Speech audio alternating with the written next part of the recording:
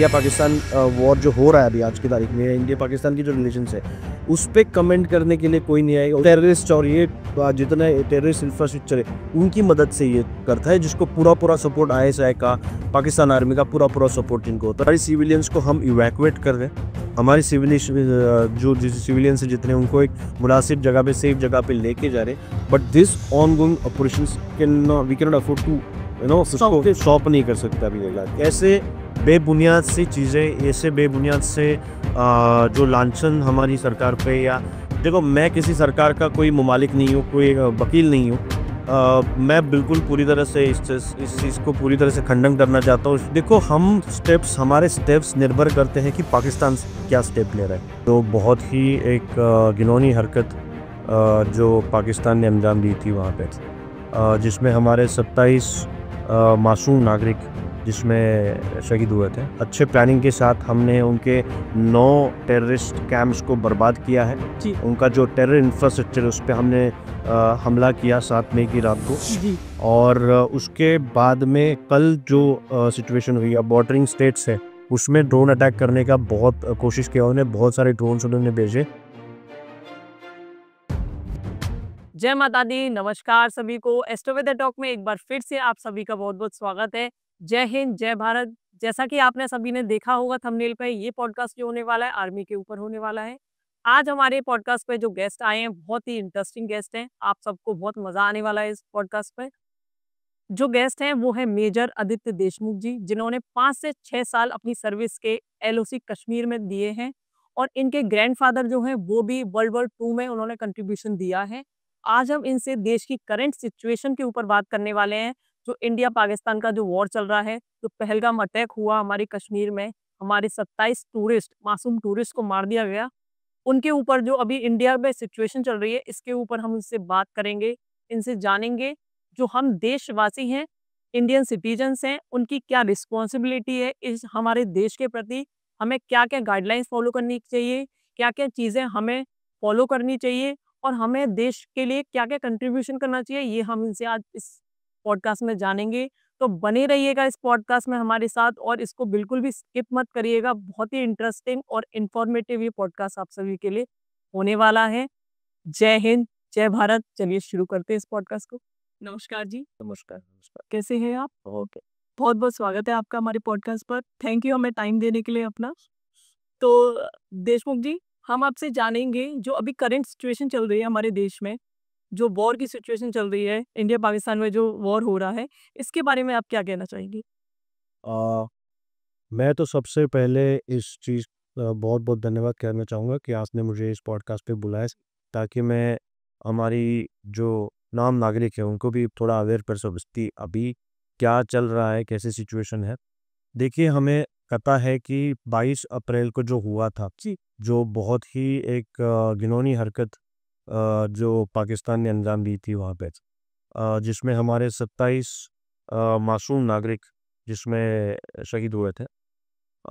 वहाँ से ये इंसिडेंट्स के बाद में हमने बहुत सोच समझ के और बहुत ही अच्छे प्लानिंग के साथ हमने उनके 9 टेररिस्ट कैंप्स को बर्बाद किया है जी। उनका जो टेरर इंफ्रास्ट्रक्चर है उस पे हमने हमला किया 7 मई की रात को जी। और उसके बाद में कल जो सिचुएशन हुई 8 मई को शाम को जी, जो पाकिस्तान ने पुरजोर कोशिश की है हमारे बहुत सारे शहरों पे ड्रोन अटैक्स करने की। हमारे जो बॉर्डर के नज़दीक जैसे जम्मू हो गया, पटियाला हो गया, चंडीगढ़, बठिंडा, गुरदासपुर, अमृतसर, इन जो एकदम राजस्थान, जैसलमेर तक जितने हमारे बॉर्डरिंग स्टेट्स हैं उसमें ड्रोन अटैक करने का बहुत कोशिश किया उन्होंने, बहुत सारे ड्रोन्स उन्होंने भेजे।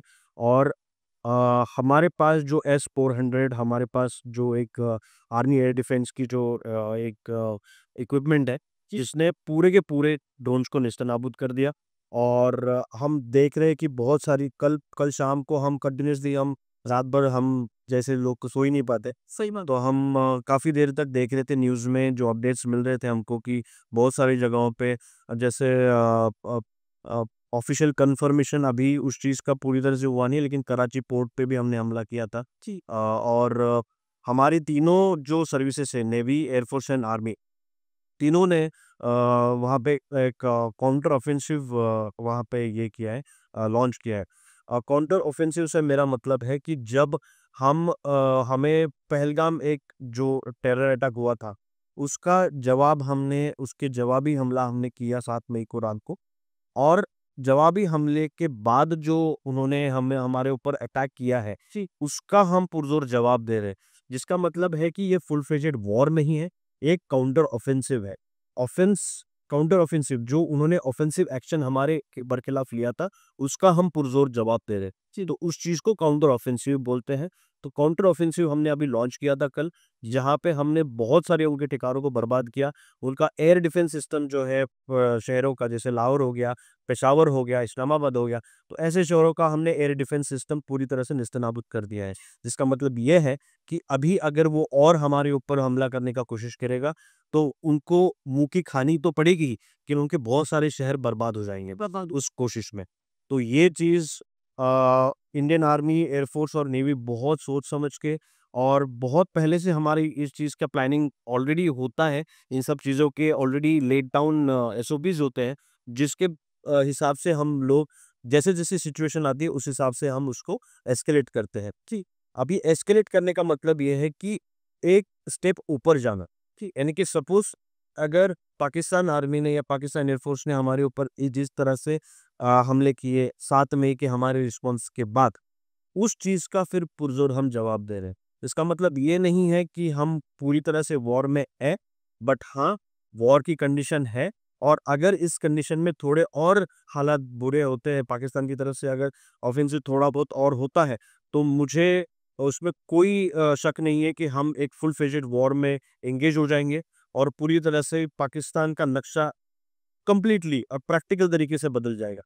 हम आज तक बात करते थे कि हम पाकिस्तान को नेस्तनाबूद कर देंगे, पाकिस्तान का नक्शा पूरी तरह से बदल देंगे। मुझे लगता है इससे अच्छा मौका हमारे पास शायद ही कभी आया होगा और अभी मौका है, हमारे पास उतनी पावर है, स्ट्रेंथ है, जिससे हम पूरी तरह से उनका नक्शा कंप्लीटली बदल सकते हैं। जी, जी। तो ये जो अटैक हुआ है, हमारे पहलगाम में जो अटैक हुआ है, जी। बहुत से लोग ये भी कह रहे हैं कि ये जो अटैक है मोदी सरकार ने कराया है। इसके बारे में आप क्या कहना चाहेंगे? जी, इसका तो मैं पूरी तरह से खंडन करता हूँ। इस ऐसे बेबुनियाद सी चीज़ें, ऐसे बेबुनियाद से जो लांछन हमारी सरकार पे या देखो मैं किसी सरकार का कोई मुमालिक नहीं हूँ, कोई वकील नहीं हूँ। बट मुझे ये क्लियरली दिखता है हमारे जो इनोसेंट वहाँ पे 22 स 27 लोग जो जिनकी डेथ हुई है वहाँ पे, जिन जिन लोगों ने जिस हिसाब से जिस मोडस ऑपरेंडी से ये चीज़ें की है, मैं बिल्कुल पूरी तरह से इस चीज़ को पूरी तरह से खंडन करना चाहता हूँ, इस चीज़ को पूरी तरह से खंडन करना चाहता हूँ कि ऐसा कुछ हमारे प्रधानमंत्री जी या उनके कोई भी हमारी सरकार ऐसी ऐसी चीज़ें नहीं करती है। हमारी सरकार बहुत ही सुलझी हुई और बहुत ही बड़ा सोचने वाली एक सरकार है। उसके लिए पहलगाम का अटैक करना वगैरह ये बहुत ही ऐसे मुझे नहीं लगता ऐसे कुछ हुआ होगा और ये ऐसे होता भी नहीं है। डेफ़िनिटली नहीं। जी, तो ये जो आर्टिकल 370 जो कश्मीर में हमारा लागू हुआ था, उसके बारे में आप मुझे बताइए आर्टिकल 370 है क्या? और ये कब लागू हुआ? तो ये जो आर्टिकल 370 हमारा लागू कब हुआ ये क्यों हुआ? ये क्या है? और ये जो हटा ये किस वजह से ये हटाया गया? इसके बारे में आप मुझे बताइए। देखिए, आर्टिकल 370 ये एक स्पेशल प्रोविज़न दिया था हमने हमारे संविधान के तहत हमने स्पेशल प्रोविज़न कश्मीर को दिया था जब 1947 में और 48 में जब इसको हमारे अंदर अमाल्गमेट करने का जब ये हुआ था, समय आया था, तब राजा हरी सिंह जो थे कश्मीर के, तो उनकी वो एक हिंदू राजा थे और उनकी आवाम पूरी इस्लामिक थी और ऐसे ऐसे में पाकिस्तान इस चीज़ का पुरज़ोर फ़ायदा उठा रहा था। वो चाहता था कि पूरी की पूरी अवाम एक पाकिस्तान में इंटीग्रेट हो जाए और पाकिस्तान में चली जाए, लेकिन हमने वहाँ पे प्लेबिसाइट किया और वहाँ पे कश्मीर बहुत ही लेट राजा हरी सिंह ने डिक्लेयर किया कि हम भारत का हिस्सा बनना चाहते हैं। उस कंट्रोवर्सी में जब तक ये चीज़ें हो रही थी तब तक पाकिस्तान के कई सारे जो कबाली थे वहाँ के, तो वो उन्होंने और पाकिस्तान आर्मी ने जॉइंट ऑपरेशंस लॉन्च किए जहाँ में उन्होंने पाकिस्तान ऑक्यूपाइड कश्मीर जो है आज की तारीख में वो हथियाया था उन्होंने हमारे से, लेकिन बाल्टिस्तान और वो पूरा इलाका। आर्टिकल 370 बेसिकली प्रोविज़न देता है कश्मीर को, एक स्पेशल प्रोविज़न देता है जिसमें कश्मीर को एक अलग से कॉन्स्टिट्यूशन, अलग से फ्लैग देने का एक प्रावधान है उसमें। उसमें उनको एक अलग से फाइनेंशियल असिस्टेंस मिलता है गवर्नमेंट की तरफ से, और बहुत सारी चीज़ें ऐसी आर्टिकल 370 के तहत कश्मीर को दी गई थी, मुहैया कराई गई थी, जिस जो एक इंटीग्रेटेड स्टेट होने के बावजूद भी वो भारत का हिस्सा नहीं था, जी। या भारत का हिस्सा बनने में उसको, बिकॉज़ वहाँ के लोगों को आदत हो गई थी आर्टिकल 370 के अंदर जो-जो ज़्यादा चीज़ें वहाँ पे मिल रही थी, और उस चीज़ का फ़ायदा वहाँ की सरकारें बहुत ज़्यादा उठा रही थी। कॉमन लोगों तक तो कुछ इतनी फैसिलिटीज़ पहुँचती नहीं है, लेकिन वहाँ का पुरज़ोर फ़ायदा वहाँ की गवर्नमेंट्स उठा रही थी। वहाँ की गवर्नमेंट बहुत ज़्यादा करप्ट हो चुकी थी, बहुत सारे पॉलिटिशियंस इतने करप्ट हो चुके थे कि वो नॉर्मल लोगों तक उसका कोई फ़ायदा पहुँच नहीं रहा था।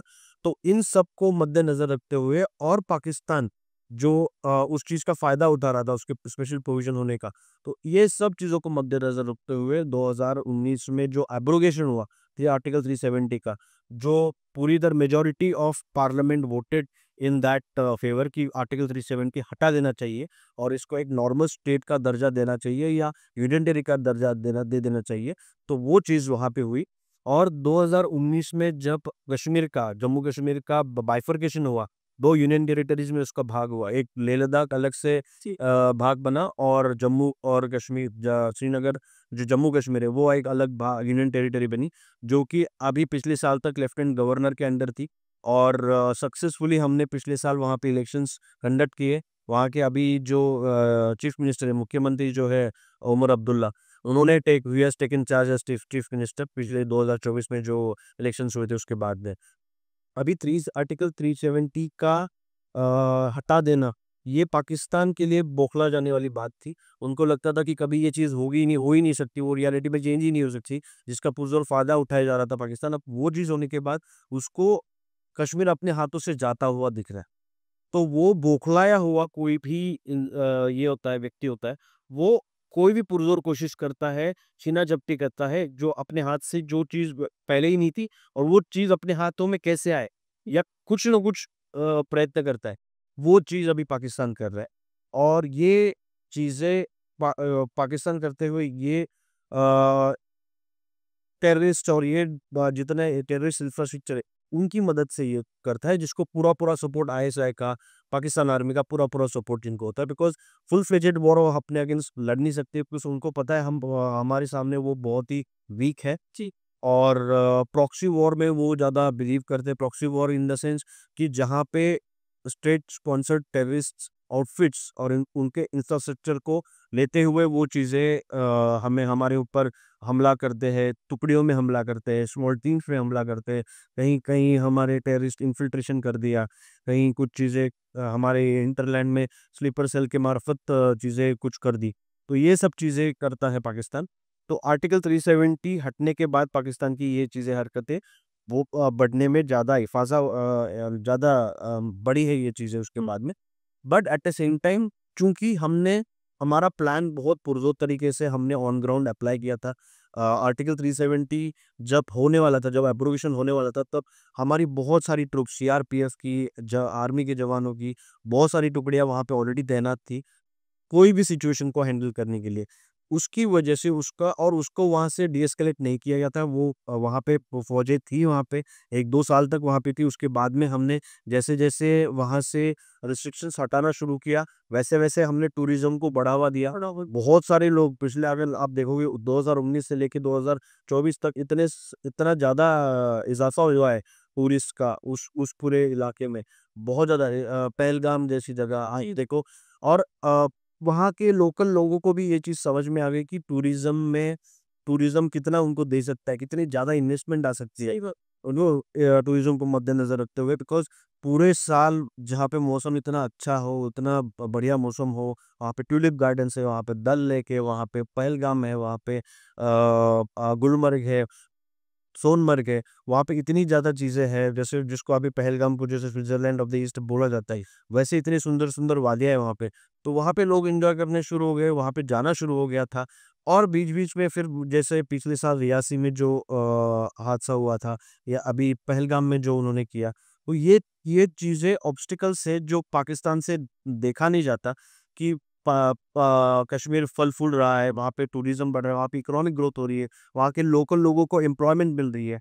तो ये चीज़ें पाकिस्तान को मंजूर नहीं है। पाकिस्तान हमेशा ही अपने ऊपर पाकिस्तान का बेसिक एग्जिस्टेंस ही, उसका जो अस्तित्व है वो इसी बुनियाद पे टिका हुआ है कि वो भारत को, हिंदुस्तान को हेट करे, या पाकिस्तान हिंदुस्तान को कुछ ना कुछ क्षति पहुंचाना, यही उसका अस्तित्व है। तो वो चीज़ें अभी वो कर नहीं पा रहा है। उसको बाहर का फंडिंग भी उसका रुक गया। अमेरिका जो उसको फंडिंग करती थी, हर साल उसको बिलियन डॉलर का फंडिंग आता था, वो 2-3 सालों से रुक गया। और उसका और दूसरी चीज़ है, उस ऊपर से तालिबान भी उसके बरखिलाफ हो गया है। खैबर पख्तूनख्वा में इतने प्रॉब्लम्स पड़े, उसके बलूचिस्तान में इतने प्रॉब्लम्स पड़े हैं। तो इन सब का ध्यान कहीं न कहीं बाँटने के लिए, हटाने के लिए इन सब इंटरनल चीज़ों से, वो ऐसी हरकतें करता है जहाँ पे ध्यान बँट जाता है। लेकिन इस बार हिंदुस्तान ने या इंडिया ने कुछ चीज़ें हल्के में नहीं ली है, कभी भी नहीं लेता था। पहले हमने उनको उरी अटैक होने के बाद हमने सर्जिकल स्ट्राइक्स किए, पुलवामा अटैक होने के बाद हमने एयर स्ट्राइक्स किए, बट अभी तीसरी बार जब ये चीज़ हुई है, तो हम शांत बैठने वालों में से नहीं है, और दुनिया को ये मैसेज जाना चाहिए कि अभी हो चुका है, बहुत हो चुका। अभी हम पुरज़ोर हमारा जवाब देंगे। और वो सब चीज़ें जब चल रही है, तब पहले अमेरिका का कुछ उस चीज़ के ऊपर बयान आया नहीं था। लेकिन कल उनका जो वाइस प्रेसिडेंट है, उनका नाम जेडी वेंस, उन्होंने बयान दिया है कि जो ये प्रॉब्लम हो रहा है, हम उसमें इंटरफेयर नहीं करेंगे। कि दे हैव रिकॉग्नाइज्ड कि इंडिया खुद सक्षम है इस चीज़ को सॉल्व करने के लिए, और उन्होंने खुद बोला है कि हम इस चीज़ में, इंडिया पाकिस्तान के कॉन्फ्लिक्ट में, जो पहले नहीं होता था, हमेशा वो इंटरफेयर करते थे, बट इस बार उन्होंने बोला कि ये इंडिया का प्रॉब्लम इंटरनल है, और वो इस चीज़ को एस्केलेट करना बाकायदा जानता है। और ये तभी पॉसिबल होता है जब आपकी देश की लीडरशिप इतनी सक्षम हो, मैच्योर हो। और मुझे पूरी तरह से भरोसा है हमारे जो एक्सटर्नल अफेयर्स मिनिस्टर है, जयशंकर, और हमारे जो प्रधानमंत्री है, हमारे डिफेंस मिनिस्टर है राजनाथ सिंह जी। ये सब लोग बहुत कैपेबल लोग हैं, बहुत मैच्योर लोग हैं, और हमारी लीडरशिप बेसिकली इतनी मैच्योर है आज की तारीख में, जहाँ पे हम लोग रिलाय कर सकते हैं, आंखें बंद कर दी कि भाई ये जो डिसीजन लेंगे वो जनहित में होगा, देश हित में होगा, और उस चीज़ का परमानेंट रिज़ॉल्यूशन निकलेगा। अभी जो हम काउंटर ऑफेंसिव और ये जो बात कर रहे हैं, इस चीज़ से जैसे मुझे पता है, या जैसे मुझे लग रहा है, या जितना भी मेरा नॉलेज है, इसके बेसिस पे मैं ये बहुत कॉन्फिडेंस के साथ बोल सकता हूँ कि इस चीज़ का हम परमानेंट सॉल्यूशन निकालेंगे इस बार। इस बार चीज़ें आधी-अधूरी नहीं होगी। इस बार पाकिस्तान को पूरी तरह से अच्छे से उसको लेसन समझ दी जाएगी, और मुझे नहीं लगता उसके बाद में पाकिस्तान किसी भी हालत में रहेगा, कोई भी किसी भी प्रकार का टेररिस्ट अटैक या किसी को भी सपोर्ट करने के लिए। जी। तो ये क्या लग रहा है आपको कि ये वर्ल्ड वॉर 3 शुरू हो चुका है? जी नहीं, मुझे नहीं लगता है वर्ल्ड वॉर 3 अभी शुरू हो चुका है, या वर्ल्ड वॉर 3 के कोई आसार भी है अभी फ़िलहाल। हम जो कर रहे हैं, वो एक बहुत ही सटीक प्लानिंग के तहत हम ये जो चीज़ें कर रहे हैं। बिकॉज़ अगर हमें पहले बता दिया जाता कि वर्ल्ड वॉर एस्केलेट हो सकता है, या हमको चूँकि पता है कि पाकिस्तान एक न्यूक्लियर स्टेट है, हम भी एक न्यूक्लियर स्टेट है। बट वो जोखिम उठाते हुए हमें पता है वो एक्सरसाइज़ नहीं कर सकता, और हम भी वो एक्सरसाइज़ नहीं करेंगे। लेकिन हमने जो अभी किया है, बहुत ही लिमिटेड फॉर्मेट में उनको इस तरीके से इंटीग्रेट किया, और मोर ओवर हम जब कोई भी शक्ति का प्रयोग करते हैं, तो सामने वाले को, अगर मेरे को मुझे एग्ज़ाम्पल देता हूँ, अगर मुझे ये कप तोड़ना है, मेरे हाथों का मुझे कितनी स्ट्रेंथ यूज़ करनी है मुझे पता है। अगर मुझे एक गमला अगर तोड़ना है, तो मुझे पता है कितनी स्ट्रेंथ यूज़ करनी है। लेकिन मेरे सामने एक छोटा-सा काँच का एक बॉटल रख दिया जाए, तो मैं अपनी उतनी ही ताकत इस्तेमाल करूँगा जितने में वो डिस्ट्रॉय हो जाए। वही हम कर रहे हैं। पाकिस्तान का इतनी खुद की क्षमता इतनी नहीं है कि वो एक सस्टेनेबल वॉर कर सके। उनके पास जितना वेपन है, वेपन एम्यूनिशन जितना भी है, वो 1 हफ्ते, डेढ़ हफ्ते से ज़्यादा चल भी नहीं सकता। बस ये उनको भी अच्छी तरह से पता है, ये हमको भी पता है। तो एक हमें महीने से ही चलेगा ये युद्ध जो 1 डेढ़ हफ्ता चलेगा नहीं, 1 डेढ़ हफ्ता चलने के लिए भी उसको कंटिन्यूअसली सस्टेन करना पड़ेगा। उनके उनके ट्रूप्स को खाना खिलाना पड़ेगा। उनके ट्रूप्स को मोटिवेटेड रखना पड़ेगा। वहाँ की लीडरशिप, मुझे नहीं लगता आज की तारीख में कोई भी लीडरशिप ऊपर आके लीडर बोल भी रहा है या कुछ कर भी रहा है। उनके प्रधानमंत्री कल रात से गायब है। जी। हमें पता नहीं है। असीम मुनीर जो है, जनरल असीम मुनीर, उनको भी मेरे मेरे हिसाब से अभी ऑफिशियल कंफर्मेशन उसका भी आना बाकी है, बट मेरे हिसाब से उनको भी अरेस्ट कर लिया गया है ये ट्रीज़न करने के लिए। वहाँ पे general Mirza who would be taking over. अभी वो चाह रहे हैं कि लाहौर के और बहुत सारे शहरों में ये प्रोटेस्ट हो रहे हैं कि इमरान खान को वापस पावर में लाओ। कह रहे हैं बहुत सारे लोग, वहाँ पे बहुत सारे दंगे फसाद भी हो रहे हैं, वहाँ पे इंटरनल प्रॉब्लम्स वो चल रही है। बलूचिस्तान में बलोच आर्मी ने डिक्लेयर कर दिया है कि क्वेटा उनका कैपिटल है और वो यूएन से रिकॉग्निशन मांग रहे हैं, हमें एक अलग से स्टेट डिक्लेयर कर दो।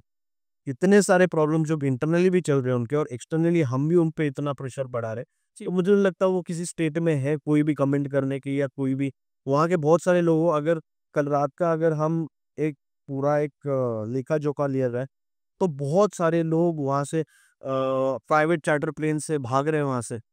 वो कौन हो सकता है? ये नहीं कि कोई सिविल लोग भाग रहे हैं वहाँ से। यही होगा कि कोई ना कोई जो वहाँ के अच्छे लोग, गवर्नमेंट रहे हो। गवर्नमेंट में कोई मिनिस्टर होगा, चाहे प्राइम मिनिस्टर हो सकता है, भाई कोई भी हो सकता है, वो वहाँ से लीक कर रहा है। बिकॉज़ अदरवाइज़ पूरी की पूरी वहाँ की जो एयर स्पेस है वो पूरी तरह से खाली की गई थी। जी। तो ये प्राइवेट जेट्स और प्राइवेट प्लेन्स कहाँ जाए? जी। तो ये भी एक सोचने वाली बात है। तो ये जो कौन-कौन सी कंट्रीज़ है जो पाकिस्तान को सपोर्ट कर रही हैं और जो इंडिया को सपोर्ट कर रही है? आज की तारीख में पाकिस्तान को ओपनली कोई सपोर्ट नहीं कर सकता एक्सेप्ट फॉर टर्की। जो तुर्की है, तुर्की ने उनको सपोर्ट किया हुआ है। उनके जितने सारे चीज़ें वहाँ पे चल रही है, वो तुर्की के भरोसे चल रही है। जी। दूसरा, वहाँ पे कुछ दिनों पहले ये पहलगाम अटैक होने से कुछ दिन पहले, कुछ हफ्ते पहले उनकी मीटिंग हुई थी, उनके जो टेररिस्ट आउटफिट्स हैं उनकी और हमास की। तो हमास टाइप का उन्होंने जो ड्रोन अटैक कल किया था, वो एक स्ट्रैटेजी मिली-जुली हमास के जैसी थी। और वहाँ पे बस ये थोड़े टेररिस्ट आउटफिट्स हैं जो उनको सपोर्ट कर रहे हैं। अभी चाइना का सपोर्ट उनको है या नहीं है, बहुत ही China basically is not disclosing much, but वो भी खंडन कर रहा है इन सब चीज़ों का, और मुझे नहीं लगता कि चाइना आज की तारीख में अफ़ोर्ड भी कर सकता है पाकिस्तान को सपोर्ट करना।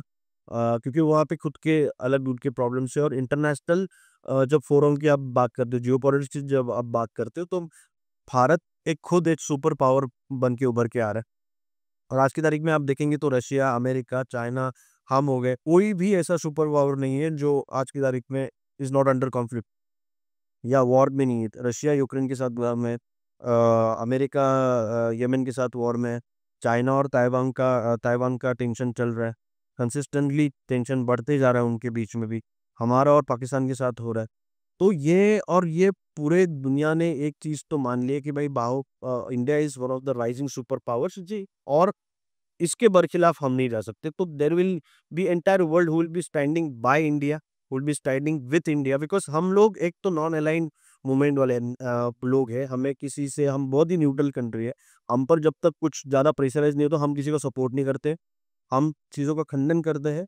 अब लेकिन जब हमारे ऊपर जब हमला हो रहा है, हमारे लोग इनोसेंट जब मारे जा रहे हैं, तो डेफ़िनेटली हम उस चीज़ में पीछे नहीं हटेंगे। हम डेफ़िनेटली उसका पुरज़ोर जवाब देंगे, और हमारा क्या लोहा है वो भी दुनिया को पता चलेगा। जी। तो ये जो प्रधानमंत्री मोदी जी ने अभी जो जा के सारे देशों से रिलेशंस बनाए हैं, क्या आपको लग रहा है ये सारे देश प्रधानमंत्री मोदी को सपोर्ट कर रहे हैं इस टाइम पे? देखिए, सपोर्ट करना डिप्लोमेसी का और जियोपॉलिटिक्स का जो समीकरण होता है, वो थोड़ा अलग होता है। वहाँ पे हम सोचते हैं कि वो हम उनसे मिले हैं तो हमें सपोर्ट करेंगे ही। जी, उनके भी फाइनेंशियल कंस्ट्रेंट्स होते हैं, उनके भी इंटरनेशनल रिलेशंस होते हैं, उस लिहाज से होते हैं। But when it comes to एक एक इतनी एक प्राइमरी चीज़ है, जैसे इंडिया पाकिस्तान वॉर जो हो रहा है अभी आज की तारीख में, या इंडिया पाकिस्तान की जो रिलेशंस है, उस पे कमेंट करने के लिए कोई नहीं आएगा, उसमें इंटरफेयर करने के लिए कोई नहीं आएगा। बिकॉज़ सबको पता है India is India the way it is, and हमारे रिलेशनशिप हमने बहुत सारे कोविड में भी आपने देखा होगा, बहुत सारे देशों को हमने आउट ऑफ द वे जाके हेल्प की थी। जहाँ-जहाँ पे कोई नैसर्गिक जहाँ पे आपत्ति होती है, जैसे तुर्की में भी जब अर्थक्वेक हुआ था, नेपाल में जब हुआ था, श्रीलंका में इकोनॉमिक क्राइसिस हुई थी, बहुत सारी जगहों पे जब इकोनॉमिक क्राइसिस, अब ये चीज़ें हो रही है, तब भी उस वक़्त भी इंडिया ने हर एक कंट्री को आउट ऑफ द वे जाके वसुधैव कुटुंबकम, ये जो हम बोलते हैं, हम सोचते हैं, तो वो हम एक्चुअली फॉलो भी करते हैं। तो हम ये दुनिया पूरी एक फैमिली है, तो एज अ फैमिली है हम सबको हेल्प भी करते हैं। और हमारा जो एक इम्प्रेशन जो हो गया है आज की तारीख में, वो एक बहुत एक गिविंग नेचर वाली कंट्री, कल्चरली रिच कंट्री का हुआ है। तो उस चीज़ में अगर पाकिस्तान ऐसी चीज़ों हरकतों की वजह से हमें अगर नीचे खींचने की कोशिश कर रहा है, तो अपना खुद का ही नुकसान कर रहा है आज की तारीख। इस टाइम पे हम लोग फोर्थ कंट्री भी fourth largest economy is the world. हमने जस्ट रिसेंटली जापान को क्रॉस किया है। जी। जी। तो क्या पाकिस्तान ये चाहता है कि हम लोग हमारी इकोनॉमी डाउन आ जाए इन सब चीज़ों की वजह से? पाकिस्तान क्या चाहता है, क्या नहीं चाहता है, उससे ज़्यादा इम्पोर्टेंट है कि उसे कोई रिकॉग्नाइज़ करता भी है, उसकी कोई सुनता भी है, और उसकी की कोशिशें कितनी भी होंगी, लेकिन हमें पता है हमारे डिप्लोमैटिक तरीके बहुत सुलझे हुए हैं।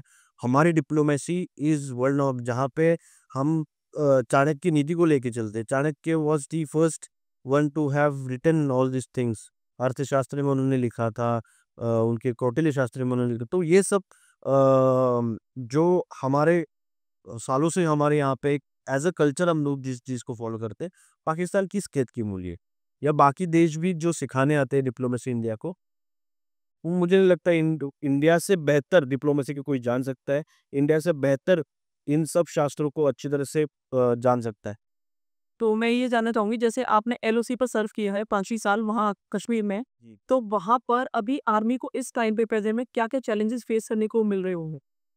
सबसे तो मैं वहाँ पे सबसे मेजर चैलेंज ये होता है कि आप वहाँ पे जब सर्व करते हो, तो वहाँ पे आपको आपके जो बंकर होते हैं, लेमन्स लैंग्वेज में अगर बताया जाए आम लोगों को समझने के लिए, वहाँ पे जो बंकर्स होते हैं, वहाँ पे जो प्रोटेक्शन, जो ओवरहेड प्रोटेक्शन बनाया हुआ रहता है वगैरह, तो वो बहुत ही ज़्यादा स्ट्रॉन्ग होते हैं, बहुत ही ज़्यादा सस्टेनेबल होते हैं।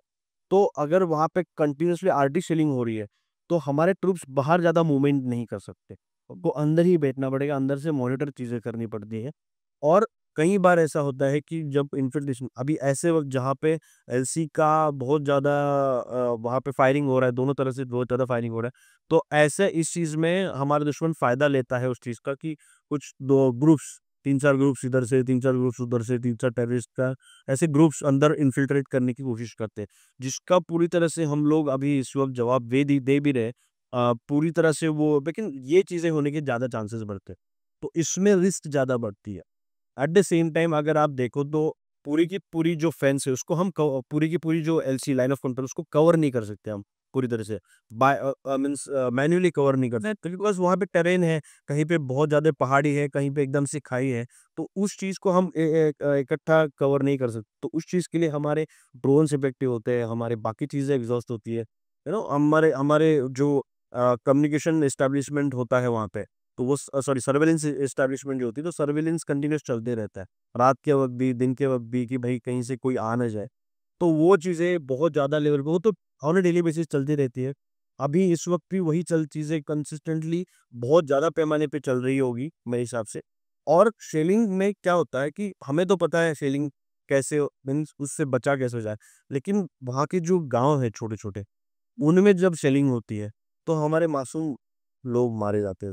जो कि पुंछ में हो रहा है। कल परसों तो पुंछ में बहुत सारे लोग मारे गए, बहुत सारे लोग भाग रहे हैं वहाँ से। तो ये चीज़ें बहुत ही इमोशनल लेवल पे भी आप सोचो तो बहुत ज़्यादा दर्दनाक होती है ये चीज़ें। लेकिन इस चीज़ का हम जितना कोशिश करें, उसका हमें पुरज़ोर जवाब उन्हीं को देना पड़ेगा। हम ये सोच के ये जो ऑनगोइंग ऑपरेशन है उसको रोक नहीं सकते कि हमारे सिविलियन कैजुअलिटीज़ हो रही है। हमारे सिविलियंस को हम इवैक्यूएट कर रहे हैं। हमारे जो सिविलियंस हैं जितने, उनको एक मुनासिब जगह पे, सेफ जगह पे लेके जा रहे हैं। But this ongoing operations we can not afford to उसको स्टॉप नहीं कर सकते अभी फिलहाल। वो एक प्लान के तहत चल रहा है, वो चलता ही रहेगा। जी। तो मैं ये जानना चाहूँगी आपसे, ये जो अभी हमारा ऑपरेशन सिंदूर हुआ है, ठीक है? और तो आर्मी ने कितने टाइम पहले इसकी प्लानिंग शुरू कर दी होगी आपके अकॉर्डिंग? देखिए, प्लान्स होते हैं हमेशा से ही। जी। कोई भी किसी भी सिचुएशन को टैकल करने के लिए कंटिजेंसी प्लानिंग आर्मी के पास की हमेशा ही रेडी रहती है। कोई भी सिचुएशन आती है, अगर आज की तारीख में किसी पर्टिकुलर शहर में कहीं भी हमला होता है, तो वो चीज़ को मद्देनज़र रखते हुए लोकल स्टेट गवर्नमेंट के भी प्लान्स रेडी होते हैं, सिक्योरिटी फोर्सेस के भी रेडी होती है। और या तो यहाँ पे हम इंडियन आर्मी की बात करें, जो कि 80 साल से इन सब चीज़ों को देख रहा है, जिसने 4 वॉर्स ऑलरेडी लड़ी है और जीती है, ठीक है। तो वो चीज़ें मद्देनज़र रखते हुए हमारी जो प्लानिंग होती है, कंटिंजेंसी प्लानिंग जिसको बोलते हैं, वो बहुत ही स्ट्रॉन्ग है। हम किसी भी तरीके से, किसी भी प्रकार के ऑपरेशन को हम अंजाम दे सकते हैं, कोई भी सिचुएशन को हम टैकल कर सकते हैं। पर्टिकुलरली अगर ऑपरेशन सिंदूर की बात अगर की जाए, तो ऑपरेशन सिंदूर जब लॉन्च हुआ 7 तारीख की रात को 1 बज के 2 मिनट पे वो लॉन्च हो रही 1 बज के 10 मिनट पे। तो वो जब लॉन्च हुआ, उससे पहले पहलगाम जब अटैक हुआ था, उस 22 अप्रैल को, उसके बाद में इमीडिएटली जो मीटिंग्स हुई थी, सेना की और प्रधानमंत्री जी की और पूरे नेशनल सिक्योरिटी कमिटी की जो जितनी भी मीटिंग्स वगैरह हुई थी, उसमें डेफिनिटली ये चीज़ें डिस्कस की गई होगी। प्लान्स रेडी थे, you just have to recognize कि कौन-सा प्लान आपको एग्ज़ीक्यूट करना है और किस हिसाब से करना है। ये ऐसा नहीं होता है कि प्लानिंग अभी उसके बाद में बैठ के फिर प्लान किया, फिर ये चीज़ नहीं। वो हम एंटीसिपेट करके चलते हैं। अगर एस्केलेशंस हुए, अगर हमने ये पर्टिकुलर इतने उनके 9 टारगेट से ये अटैक करने के बाद तो एंटीसिपेट हम क्या करते हैं? हम प्रीएम्प्ट करते हैं कि बाबा उनका क्या कैसे कैसे अटैक करने वाले हैं। फिर उस हिसाब से हमारी ऑलरेडी काउंटर ऑफेंसिव रेडी रहती है उस चीज़ के लिए। जैसे उनकी आ गए, जैसे हमको पता चला कि उन्होंने अब हमारे ऊपर ड्रोन अटैक किया है, इमीडिएटली हमारे एस-400 जो एडी के इक्विपमेंट है वो एक्टिव हो गया, उन्होंने पूरे के पूरे वो ड्रोन्स मार गिराए। None of them were able to penetrate Indian space. उसके बाद में उनके कई सारे हम देख रहे जेट्स भी हमने मार गिराए हैं। हम उनके जो चाइनीज़ जेएफ-10 और जेएफ-17 जो फाइटर जेट्स हैं उनके, वो हमने मार गिराए हैं। ऑफ़िशियल कन्फर्मेशन कल रात को आई बिलीव आ गया था कि उनका एक एफ-16 भी हमने मार गिराया था। हाँ। ये सब चीज़ें इक्विपमेंट्स और ये सब हम एंटीसिपेट पहले से हमारे युद्ध अभ्यास चलते रहे। हमारे युद्ध अभ्यास इसीलिए चलते हैं कि हम ये प्लानिंग उस हिसाब से कर सकें कि सामने वाला हम पे कैसे हमला करेगा, मुनासिब उसकी अप्रोच क्या होगी, मुनासिब जगह से जब वो आएगा, तब हमें उसको कैसे टैकल करना है, कहाँ पे टैकल करना है। क्योंकि अगर वो अपने ग्राउंड पे आ रहा है, हमारे ग्राउंड पे आ रहा है, तो हम उसको उस हिसाब से ये करेंगे, टैकल करेंगे। या हम उनके ऊपर हम ऑफेंसिव कर रहे हैं, उनके ऊपर हम चढ़ के जा रहे हैं, तो कहाँ पे कैसे चीज़ें वर्कआउट करेंगी, उसका युद्धाभ्यास बहुत पहले से कर सालों-साल, दर साल हम लोग उस इस चीज़ में अपडेट करके, उन प्लान्स को अपडेट करके, उस चीज़ का युद्धाभ्यास हर साल चलता है। हर साल चलता है। हमें जब कई बार मेरे सिविल दोस्त भी मुझे पूछते थे कि यार आप लोग अगर पीस में करते क्या हो? आप लोग जब कुछ नहीं हो रहा है, आप अगर फील्ड में नहीं हो, तो आप पीस में करते क्या हो? पीस में हम तैयारी करते हैं इस चीज़ की। इसी चीज़ की इसी चीज़ अगर की ये सिचुएशन आ जाए, तो हम कैसे डील करेंगे? एग्ज़ैक्टली पीस में हर एक यूनिट, हर एक इंडियन आर्मी की जैसे मैं इन्फेंट्री से बिलॉन्ग करता हूँ, तो इन्फेंट्री की हर एक यूनिट पीस में अपने ट्रूप्स को एकदम फिट रखती है और जब फील्ड में जाने वाली होती है, उससे पहले युद्धाभ्यास होते हैं। तो इन सब चीज़ें को प्री प्लानिंग प्रॉपर प्लानिंग के तहत ये सब चीज़ें होती है। जी, तो ऐसा नहीं है कि प्लानिंग में स्टार्ट उसके बाद में किया होगा उन्होंने, बस उनको चुनना था कि कौन-सा प्लान एग्ज़ीक्यूट करना। जी। तो ये क्या आपको ऐसा लगता है कि ये पाकिस्तान का अंत होने वाला है? पाकिस्तान का अंत है, पाकिस्तान का अंत तभी हो गया था जब उन्होंने उरी हमला किया था या फिर उसके बाद में पुलवामा, वो अपने जो होता है ना कि एक लौ बूझने से पहले फड़फड़ाती है, उस प्रकार की चीज़ें ये पाकिस्तान अभी फ़िलहाल कर रहा है और वो अपने अंत को बस उसके अभी इस वक़्त को और उसके अंत के बीच के समय को वो कम कर रहा है और कुछ नहीं कर रहा है पाकिस्तान। पाकिस्तान का निस्तब्ध-नाबूद होना तय है, पाकिस्तान का बर्बाद होना तय है और ये इतने क्योंकि पापों के घड़ा भरता है, कभी न कभी। वो इतना झूठ हर एक चीज़ में झूठ बोलना है, हर एक चीज़ को एक्सेप्ट नहीं करना है। वो उन्होंने कहा था कि उन्होंने हमको एविडेंसेस हमको दिए ही नहीं है। जबकि 2016 में 2019 में पुलवामा अटैक होने के बाद नरेंद्र मोदी जी को क्रिटिसिज़्म अपने प्रधानमंत्री को क्रिटिसिज़्म सहना पड़ा था ऑपोज़िशन पार्टी से कि उनको क्यों बुलाया आपने चर्चा करने के लिए। लेकिन हमने उनको इनवाइट किया था कि आप evidence low, come to the table, we will provide you with the evidence and we will set things right. We have to set things right. उन्होंने उस वक़्त भी कुछ रिस्पॉन्ड नहीं किया पाकिस्तान की तरफ से। उनको पता है, ये सब डिले टैक्टिक्स होती है पाकिस्तान की कि हमको एविडेंस दो, फिर हम उसको पुरज़ोर वो सोचेंगे, उस पे सोच-विच हम इन्वेस्टिगेशन करेंगे। उसके बाद में इन सब चीज़ों का वक़्त चला गया ऑलरेडी। ये सब चीज़ें हमने कोशिश कर ली। अभी हमने इंडस वाटर ट्रीटी भी बैन कर दिया है। इंडस वाटर ट्रीटी के तहत जितना पानी उनके पास जा रहा था, वो पूरा का पूरा पानी हमने बंद कर दिया है। आज की तारीख में वो उनके पास ना पानी है, ना असला बारूद है लड़ने के लिए, ना खाना पीना है अपनी ट्रूप्स को खिलाने के लिए, ना सपोर्ट है, इंटरनेशनल सपोर्ट है उनको वापस। आज का ही आप अगर देखो सुबह ट्विटर गवर्नमेंट पाकिस्तान का ऑफिशियल जो इकोनॉमिक ये है उसका डिपार्टमेंट है, उन्होंने मांगा है कि due to the current situation we need more loans. ये चीज उन्होंने ओपन फोरम में उन्होंने ये भेजी है बाकी कंट्रीज को वगैरह। तो ऐसी ऐसी उसकी खस्ता हालत है आज की तारीख में, विच कैन नॉट मीन्स आज वो ना वॉर सस्टेन कर सकता है, ना खुद की इकोनॉमी सस्टेन कर सकता है, ना खुद के लोगों को खिलाने के लिए उसके पास खाना भी नहीं है। ये सब चीजें जब इतनी बुरी तरह से एक एक एक्सटेंड तक पहुंची हो, तो वहां पे मुझे लगता एक तो वो फेल स्टेट से भी बदतर होते जा रहा है वो। उसकी पूरी जो चीजें आज 70-80 साल में जो भी उसने थोड़ा बहुत जो भी कमाया होगा वो तो ऑलरेडी नेगेटिव में चला गया है। मुझे लगता है पाकिस्तान अभी ज़्यादा सस्टेन कर पाएगा उस चीज़ को, और मेरे हिसाब से disintegration of Pakistan is the only solution which will happen eventually. तो आपको क्या लगता है कि ये जो अभी वॉर चल रहा है, इसके बाद हमारे देश क्या-क्या चैलेंजेस फेस करने वाला है? ये अगर देखो हम एक लिमिटेड मिलिट्री एक्शन के तहत हम लोग ये सब चीज़ें कर रहे हैं अभी फ़िलहाल, जो हमने कल काउंटर ऑफेंसिव लॉन्च किया था। मैं बार-बार ये चीज़ बता रहा हूँ कि वॉर एक फुल फ्लेजेड वॉर अभी हुआ नहीं है। अगर उसका तब्दील फुल फ्लेजेड वॉर में होता भी है, तो भी हमारी जो प्रधानमंत्री जी है, एक्सटर्नल अफेयर्स मिनिस्टर है, उन्होंने ऑलरेडी बहुत सारी चीज़ें इन एडवांस ऐसी कर रखी, जैसे यूके के साथ फ्री ट्रेड एग्रीमेंट साइन किया हमने, ताकि व्यापार ना रुके, व्यापार व्यापार चलता रहे, हमारा बिजनेस चलता रहे, हमारा ट्रेड चलता रहे। बहुत सारी कंट्रीज के साथ, ईरान के साथ हमने ट्रेड एग्रीमेंट अभी रिसेंटली साइन किया। 2 दिन के एज़ वी स्पीक 2 दिन के विज़िट पर है फॉरेन मिनिस्टर इवान का भी अपने साथ। तो उनके साथ हमने ट्रेड एग्रीमेंट साइन किए। बहुत सारी चीज़ें ऐसी ऑस्ट्रेलिया के साथ साइन किया हमने रिसेंटली।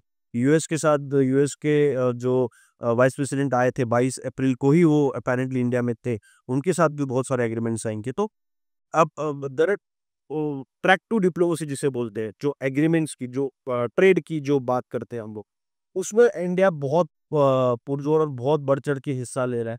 हमारे साथ ट्रेड्स बढ़ रहा है, हमारे सॉफ्ट सर्विसेज़ जैसे आईटी सेक्टर हो गया, जैसे अदर सेक्टर्स हो गए, वो भी बहुत ज़्यादा हमारे उसका भी ट्रेड काफ़ी अच्छा चल रहा है बाकी देशों के साथ। तो इकोनॉमिकली मुझे नहीं लगता इतना स्ट्रेस आएगा इंडियन इकोनॉमी पे, इफ हम इसी स्ट्रैटेजी के साथ अगर आगे चलते हैं। क्योंकि अगर आप देखते तो अगर हम वॉर के लिहाज से देखते तो शेयर मार्केट हमारे गिर जाना चाहिए था। इनफैक्ट हमारा शेयर मार्केट अभी भी स्टेबल है, काफ़ी स्टेबल है, कहीं-कहीं जगहों पे तो ऊपर भी जा रहा है, कहीं-कहीं कुछ-कुछ समय तो ऊपर भी जा रहा है। तो इसका इफ़ेक्ट यहाँ पे इतना हुआ नहीं है अब तक। Eventually yes, definitely in order to gain whatever we have lost, थोड़ा बहुत हमारे ऊपर टैक्सेशन का थोड़ा बर्डन बढ़ सकता है, थोड़ा बहुत इन्फ्लेशन बढ़ सकता है। बट ये सब चीज़ें करना मेरे हिसाब से गलत नहीं होगा अगर हम किसी चीज़ को एक फुल स्टॉप लगा रहे हैं, अंजाम दे रहे हैं किसी चीज़ को, जो जितने इतने डिकेड से हमारे जो लोग सहते हुए आ रहे हैं कश्मीर में या पूरे इंडिया में, बहुत सारे उनके स्लीपर सेल भी अभी इफेक्टिव हो जाएगी। हमारे इंटरनली भी हमारे हमको कुछ क्षति पहुंचाने की कोशिश करेंगे। बट वो चीज़ें पूरी तरह से रुक जानी चाहिए, इसलिए ये थोड़ा बहुत जो हमें पिंच होगा वो चलेगा मेरे हिसाब से, दैट इज़ फाइन।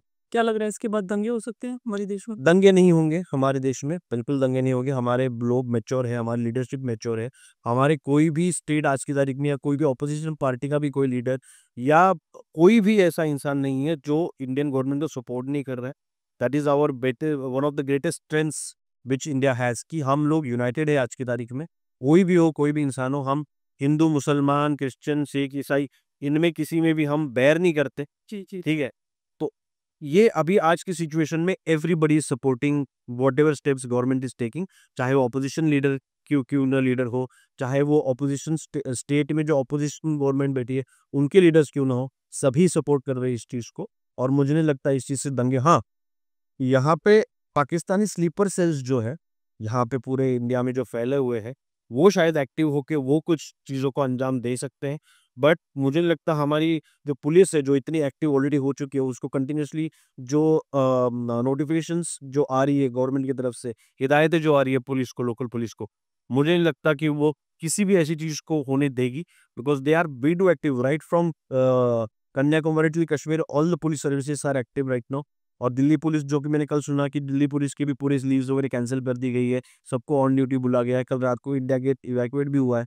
तो सिर्फ दिल्ली का ही सिर्फ एग्जांपल नहीं, पूरे स्टेट्स, जितने बॉर्डरिंग स्टेट्स है, जितने नीचे के स्टेट्स है, सभी लोगों को अवेयरनेस है।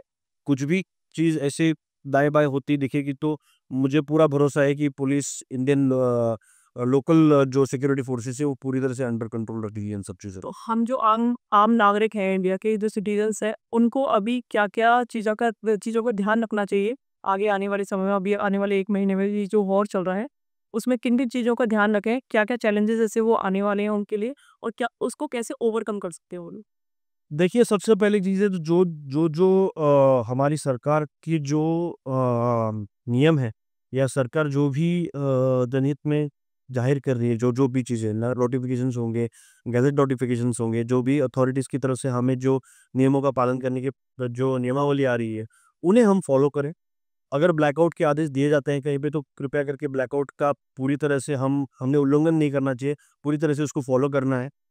जो चीज़ें सरकार बता रही है उस हिसाब से, जैसे मॉक ड्रिल्स हो गई परसों, तो मॉक ड्रिल्स का हमने ये करना है, फ़ॉलो करना है उन सब चीज़ों को, जो मॉक ड्रिल्स में हमें चीज़ें बताई गई है, उन चीज़ों को फ़ॉलो करना है।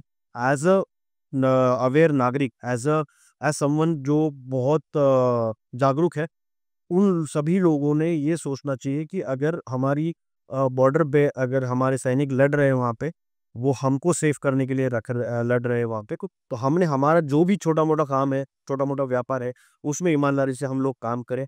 ये नहीं कि अभी ये चीज़ हो गई है तो एकदम से हमारे जो दुकानदार है वो सोचे कि मैं अभी प्राइसेस बढ़ा देता हूँ मेरे, और क्योंकि होता क्या है, हमारे आपके जैसे लोग जो अफ़ोर्ड कर सकते खाना या खाना-पीना और जो भी है, तो वो तो सब लोग अपना ना घर में सामान पूरा स्टॉक करके रखेंगे। लेकिन जो लोग अफ़ोर्ड नहीं कर सकते, जो लोग गरीबी रेखा के नीचे हैं, वैसे भी बहुत सारे लोग हैं हमारे देश में। तो वैसे उन लोगों के बारे में भी सोचना चाहिए कि यार, हम मैं स्टॉक अगर करके रखूँगा, और मेरे जैसे हर एक इंसान सोचेगा कि स्टॉक करके रखना, तो उन गरीबों को मुश्किल हो जाएगा। क्योंकि बहुत कम जब सप्लाई होगी, तो डिमांड बहुत ज़्यादा बढ़ेगी, और डिमांड जब बहुत ज़्यादा बढ़ेगी तो पैसे उसकी कीमत भी बहुत ज़्यादा बढ़ेगी। कीमतें इतनी बढ़ेगी तो उनको कौन खिलाए? और हर बार सरकार की ज़िम्मेदारी नहीं बनती है कि इन्फ्लेशन बढ़ाए तो गरीब लोगों को हम ही खिलाएँ। जैसे कोविड में हमने कितने सारे सरकार ने कितने सारे फैमिलीज़ को फ्री में राशन दिया, फ्री में सब कुछ दिया। बहुत सारे लोगों ने उसका फ़ायदा भी उठाया। लेकिन हर बार है नहीं हो सकता। मेरे हिसाब से हमने बहुत ही सौहार्द के साथ जो सरकार नियमावली बना रही है उसको फ़ॉलो करना चाहिए। अननेसेसरी स्टॉक नहीं करना चाहिए चीज़ें। 1-2 हफ़्ते, 1 आध महीने का वगैरह मैं समझ सकता हूँ, लेकिन 2-2 3-3 4-4 महीने का हम लोग स्टॉक करके रख रहे हैं। लोग खरीद के रख रहे हैं चीज़ें, चाहे वो इस्तेमाल हो नहीं हो, मेरा घर सिक्योर हो गया, मुझे कुछ नहीं चाहिए, ऐसा नहीं सोचना चाहिए। क्योंकि एक एक देश है, हम लोग एक फैमिली जैसे हैं, और एक फैमिली में अगर किसी को नहीं मिल रहा है तो उसको हमने प्रोवाइड करना चाहिए instead of getting things this way. जी। अब आगे आपके हिसाब से आगे आपको क्या लग रहा है कि जो हमारी इन देश है, वो क्या स्टेप्स लेने वाला है इस वॉर के बाद? देखो, हमारे स्टेप्स निर्भर करते हैं कि पाकिस्तान क्या स्टेप ले रहा है। हमने पहले से ही डिक्लेयर किया था कि ये एक नॉन एस्केलेटरी जो एक्शन था हमारा, जो एयरफोर्स ने स्ट्राइक किए थे 9 उनके अतरी के इसके इंफ्रास्ट्रक्चर पे। अगर उसके बाद में उन्होंने फिर ये हमें जवाब दिया, फिर हमने उसका जवाब दिया। ये अभी कब तक चलेगा, ये कंप्लीटली जो गवर्नमेंट की स्ट्रैटेजी है, गवर्नमेंट का जो प्लानिंग है, उस सॉरी जो डिफेंस मिनिस्टर का डिफेंस का जो प्लानिंग है, उस हिसाब से चलेगा। बट आगे जाके जब ये सब कुछ चीज़ें खत्म हो जाएगी, मैं नहीं सोचता कि पाकिस्तान ज़्यादा इसको सस्टेन कर भी पाएगा। इसका इंटरवेंशन तो किसी का नहीं होगा, ऑटोमेटिकली सरेंडर खुद पाकिस्तान ही करेगा। और वो होने के बाद फिर उसका जो भी है, उसका हल हम निकालेंगे, कि कैसे अभी आगे प्रोसीड करना है उसके बारे में सरकार ने और हमारे डिप्लोमैट्स ने डेफ़िनेटली एक प्लान सोच के रखा होगा। हम जो बोलते हैं नॉर्मलसी, वो इस्टैब्लिश हो जानी चाहिए। नॉर्मलसी यानी कि कोई भी ऐसी एक्टिविटी जैसे टेररिस्ट एक्टिविटी हो गई, ये सब चीज़ों को पूरी तरह से फुल स्टॉप लगा के जो नॉर्मल चीज़ें हैं, वहाँ के लोग हैं कश्मीर को, वो मेनस्ट्रीम में हमने लाना चाहिए उनको। मेनस्ट्रीम में पूरे बिज़नेसेस लाने चाहिए, इन्वेस्ट वहाँ पे ज़्यादा करना चाहिए, वहाँ पे टूरिज़्म में इन्वेस्ट करना चाहिए। अब हमारी इकोनॉमिक ग्रोथ पे हमें ज़्यादा तवज्जो देना चाहिए। हमारी जो अनएम्प्लॉयड जो यूथ है, उनको एम्प्लॉयमेंट देनी चाहिए। ये सब चीज़ें बहुत ज़्यादा इम्पोर्टेंट है हमारे लिए एज़ अ नेशन आज की तारीख में, क्योंकि हम 4th लार्जेस्ट इकोनॉमी है, लेकिन उस हिसाब से हमारी अभी भी एम्प्लॉयमेंट और ये सब चीज़ें हमें अभी भी इतने कंट्रोल में है नहीं। जी। तो वो चीज़ों के बारे में हमें सोचना ज़्यादा ज़रूरी है और वही डेफ़िनेटली सरकार अपनी चीज़ें करेगा। जी। और ये जो फेक न्यूज़ है न्यूज़ आ रही है अभी इस वॉर से रिलेटेड, उसके बारे में आप क्या कहना चाहेंगे? फेक न्यूज़ बहुत सारी स्प्रेड होंगी, बहुत सारे मालवेयर साइबर अटैक भी किया है पाकिस्तान ने हमारे ऊपर। बहुत सारे ऐसे वेबसाइट्स और इनका गवर्नमेंट ने बताया है कि उन जो चीज़ें बैन है वो मालवेयर ओपन मत कीजिए। आपके पास ऑटोमेटिकली डेटा ट्रांसफ़र हो जाएगा और ये सब चीज़ें। ये तो फेक नहीं है, ये सिर्फ़ चीज़ें हैं, लेकिन ऐसा होता है ना, हम हड़बड़ी में कुछ भी चीज़, किसी ने कुछ भी चीज़ भेजी, वो डाउनलोड कर लेते हैं और बस वही काफ़ी होता है डाउनलोड करना, बस उसके बाद में एवरीथिंग इज़ मैलवेयर, वो आपका पूरा डेटा ट्रांसफ़र हो सकता है उसमें से। तो उस चीज़ में हमें अवेयर रहना है, साइबर अटैक से अवेयर रहना है।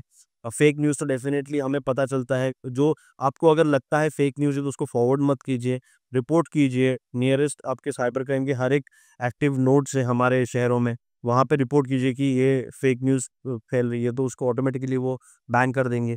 बहुत सारी चीज़ें एज़ अ जागरूक नागरिक मैं बहुत सारी चीज़ें कर सकता हूँ जिससे बहुत सारा हेल्प हो सकता है। रादर दैन कि उसकी पाकिस्तान इंडिया हमला, ये अभी सिचुएशन है तो मैं मीम्स बना के उसको फॉरवर्ड करूँ। तो ये बचकानी चीज़ें करने से हमें थोड़ा-सा दूर रहना चाहिए। तो हम इंडियंस की क्या रिस्पॉन्सिबिलिटी है अभी इस टाइम पे ये जो सिचुएशन चल रही है उसमें हम इंडियंस क्या कर सकते हैं? एज़ इंडियंस मैंने वही बोला कि हम जस्ट सरकार की नियमावली का पालन कर सकते हैं कि सरकार को हमारी तरफ से कुछ और एडिशनल प्रॉब्लम ना हो, ये चीज़ें कर सकते हैं। जैसे हमने अभी कुछ दंगे करना शुरू कर दिया या हिंदू मुस्लिम ये दंगे करना शुरू कर दिया, या ऐसी चीज़ें इंस्टिगेटर्स होते हैं कुछ कुछ समाज में कि जो ये इंस्टिगेट कर दे कि ये ऐसे होना चाहिए, वैसे होना चाहिए। इन सब लोगों का हमने खुद उनकी ना सुनते हुए सरकार जो कर रहा है, सरकार के जो नियमावली है उसके हिसाब से चीज़ें करनी चाहिए। हमने अपनी मनमर्ज़ी इस वक़्त नहीं करनी है। भले ही हमारे ऊपर इमरजेंसी वगैरह कुछ लागू नहीं है, लेकिन हम इतना तो कर सकते हैं, सरकार जो कर रही है उसको सपोर्ट करो। हमने वो सरकार चुन के दी है, हमने वो एक अच्छी सरकार, इस मैंडेट वाली, अच्छे मैंडेट वाली सरकार हमने चुन के दी है और वही डिसीज़न ले रही है। तो डेफ़िनेटली हम जो डिसीज़न ले रहे हैं, वही वो डिसीज़न ले रहे हैं, तो उस चीज़ को हमको सपोर्ट करना चाहिए रादर देन अननेसेसरी क्रिटिसाइज़िंग। क्रिटिसिज़्म के लिए हमारे पास पूरी ज़िंदगी बची हुई है। उसके बाद में ये जब जंग वगैरह सब कुछ खत्म हो जाएगी, उसके बाद में जो प्रोटेस्ट करने हैं, वो चीज़ें रुक सकती है अभी फ़िलहाल। सबसे ज़्यादा इम्पोर्टेंट है Indian integrity of the sanctity of the space of this country and integrity of this country, जिसके लिए हम लोग, जिसके लिए इतनी लड़ाई हो रही है, वहाँ पे जंग हो रही है, तो वो चीज़ में हम, मुझे लगता है एज ए नागरिक हमने उस चीज़ को सपोर्ट करना चाहिए, उस चीज़ की तरफ देखना चाहिए अदर देन गेटिंग हमारी लोकल इश्यूज को कुछ दिन के लिए थोड़ा सा रुक सकते हैं लोकल इश्यूज, है ना। ये एक बहुत बड़ा नेशनल इशू है जिसको हमने पुरजोर सपोर्ट करना चाहिए। हर एक ने यूनाइटेड होके, हर एक ने इस चीज़ के बारे में सोचना चाहिए। जैसे अभी लोग कमेंट्स भी कर रहे हैं, जैसे बहुत सारी रील्स के नीचे कमेंट्स भी आता है हिंदू मुस्लिम को टारगेट करा जा रहा है, तो इसके बारे में आप क्या कहना चाहें? वही मैं बोल रहा हूँ कि ये चीज़ है कि बिल्कुल हमने बिल्कुल इसको कंडेम करना चाहिए, इस चीज़ों का खंडन करना चाहिए और बिल्कुल ऐसी चीज़ों को एंटरटेन ही नहीं करना चाहिए। जी, जी। क्या ये लड़ाई जो है धर्म की लड़ाई है, आपको ये लगता है? मुझे नहीं लगता ये धर्म की लड़ाई, इंडिया बहुत ही एक सुलझा हुआ देश है। ये बहुत बड़ा राष्ट्र है, बहुत बड़े दिल रखने वाला राष्ट्र है। ये धर्म की लड़ाई नहीं है। धर्म की लड़ाई में इस लिहाज से बोलूँगा कि जो गलत है, जो अधर्म जो फैलाते हैं जो लोग, वहाँ पे मैं बोल सकता हूँ कि यहाँ ये धर्म की लड़ाई है। ये हमारे सत्य और सनातन धर्म की लड़ाई है। इसमें और हम जो बोलते हैं, जब हिंदू हूँ, मैं हिंदू हूँ और आप हिंदू हैं, तो हिंदू एक वे ऑफ लाइफ है। उसको मैं रिलीजन बोल के उसको लिमिट नहीं करूँगा उस चीज़ को। यहाँ पे भारत में रहने वाला जो भी है वो सभी सभी लोग हिंदू हैं, ठीक है? क्योंकि हम एक एक वे ऑफ लाइफ प्रैक्टिस करते हैं यहाँ। तो मेरे हिसाब से ये चीज़ हमको थोड़ी सोचनी चाहिए, समझनी चाहिए rather than getting into the thing of ये रिलीजन और ये सब चीज़ों में। और मैं, चूँकि मैं फ़ौजी हूँ, मैं तो बिल्कुल इन सब चीज़ों में विश्वास नहीं रखता हूँ। मेरा एक ही धर्म है, भारतीय। मैं भारतीय हूँ और भारतीय रहूँगा। जी। तो जैसे आपने वहाँ पर सर्व किया है कश्मीर में, तो आपने क्या देखा जैसे पाकिस्तान आर्मी भी सामने आपकी रहती है, इधर आप रहते हैं, हमारी इंडियन आर्मी रहती है, तो उनकी तरफ से क्या हम लोगों को प्रोवोक किया जाता है पहले से? हुँ, ये चीज़ें बहुत बार कोशिश करते हैं वो लोग। लेकिन आप अगर देखो स्ट्रक्चर जो है पाकिस्तान आर्मी का, उसमें उनके जो ऑफ़िसर्स होते हैं, वो कभी फ्रंट पे या कभी फील्ड में वगैरह इतने आते नहीं हैं, वो पीछे रहते हैं काफ़ी। उनको उनके सामने जवान और उनके जेसीओज रहते, जिनको मतलब उन बस वहाँ पे रहते, उनको ना कोई फैसिलिटी मिलती है, ना उनको कोई ऐसी चीज़ें प्रोवाइड की, जब उनका राशन प्रोवाइड नहीं किया जाता, और खुद का खाना आजू बाजू के गांव से मंगाते हैं वो खाना। वहाँ से छोटे छोटे बच्चे उनका खाना लेके आते हैं, जो कि मैंने ऑब्जर्व किया है वहाँ पे। और उनको राशन नहीं मिलता, उनका पूरा का पूरा सब कुछ असला बारूद भरा हुआ है, लेकिन खाना वगैरह लोकल लोग लोग लेके आते हैं उनके लिए कोई वेलफेयर नहीं, उनके लिए कोई छुट्टी नहीं है, उनके देखने वाला कोई नहीं है, उनका डॉक्यूमेंटेशन ठीक से नहीं होता। उनका इतना बेकार उनकी हालत है कि सियाचिन में भी मैंने देखा, उस 19,000 18,000 19,000 फीट पे भी उनके सिर्फ एक मोटी सी एक कंबल लेके वो सरवाइव करते हैं, जो कि और वहाँ पे कोई ऑफिसर ही नहीं है उनका, उनका नहीं कोई सीनियर जेसीओ भी नहीं है उनका। तो इतना मुश्किल हालात पे वो लोग रह रहे हैं। मुझे नहीं लगता ये एक ऐसी आर्मी है जहाँ पे सिर्फ officers are there to take advantage of the perks which are given to them, और वो अपने जवानों को देखते ही नहीं है। तो मुझे नहीं लगता ये ऐसी फ़ौज या ऐसा ऐसा देश कोई सर्वाइव होना भी चाहिए, कि जो अपने जवानों के बारे में सोचता ही ना हो। जो कि मेन एक स्ट्रेंथ होती है, एक पावर होती है आपकी, आपके जवान। हम भी जब ऑफिसर थे और हमें भी ये बताया जाता था कि हम वो हमारे लिए नहीं, हम उनके लिए हैं। हम उनके वेलफेयर के लिए, हम उनकी तरफ उनको गाइड करने के लिए है। Jawan are the main force to reckon with. आपके जवान, आपके जो नेवी के हो, एयरफोर्स के हो, आर्मी के हो, आपके जवान, आपके जेसीओज मेन आपके धरोहर है सोच के। तो आप आपकी स्ट्रेंथ के मेन धरोहर वही होते हैं। उन पे आप अगर ध्यान नहीं दोगे तो क्या ही आपका नेशन सक्सेसफुल होगा कभी। कल वो लोग भी चाहते हैं कि अ, हम लोगों से अच्छे बनाना रिलेशन ऐसा है मतलब जैसे उसकी उनकी जो आर्मी होती है या हमारी जो आर्मी है क्या वहाँ पर आपने हमारे साथ अच्छे रिलेशंस बनाने से अच्छा उनकी हालत सुधरे। उनको ये चाहते हैं कि हमारी सरकार हमको एटलीस्ट देखे।